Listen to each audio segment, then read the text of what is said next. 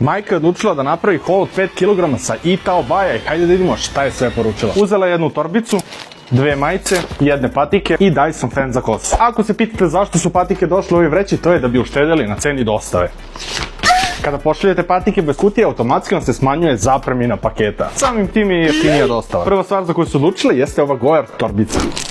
Evo kako izgleda ova torbica, iskreno ovaj minimalistički dizajn može da se kombinuje uz bilo koju odevnu kombinaciju. Evo kako izgledaju detalji, imamo ovaj karakterističan Goyard print, ovdje imamo Goyard znak i za ove pare mislim da je odličan deal. Unutra se nalazi kaiš, ali ostavit ćemo njoj taj unboxing experience. Što se tiče Dyson fana za kosu, video za ovaj fan imate na mom kanalu, tako da možete da pogledate. To znači da ga sad nećemo otvoriti. Evo kako izgleda kutija, ispod imamo serijske brojeve i bitno je da može da osuši kosu. A mama ne bi bila mama kad ne bi tati uzela nešto, tata je dobio ove dve Lululemon majice koje su sportski tip. Evo kako izgledaju majice izbliza, imamo ovaj Lululemon znak, imamo Lululemon etikete i iskreno ovaj materijal je jako dobar. Nisam siguran koji je sastav ovog materijala, ali vidim da je rupičast, tako da vam sigurno neće biti vruć. A ako i vi želite da poručujete skine, svi linkovi nalaze vam se u opisu TikTok profila. I za sam kraj ostale su Balenciaga patike. Dolaze u ovoj vrećici sa ovim znakom, a sama patika izgleda jako čudno, tako da ne znam ni koji je ovo model. Ako vi znate, pišite dole u komentarima. Imamo ovaj veliki đono traktorske gume, imamo ovaj Balenciaga logo, napred piše Balenciaga i broj patike, što je karakteristično za svaku njihovu patiku, i preko cele patike imamo ovaj rupičasti mekani materijal. Moje iskreno mišljenje jeste da devojke, ako se nađete u nekoj nezgodnoj situaciji, ovo će vam doći kao dobra samoodbrana.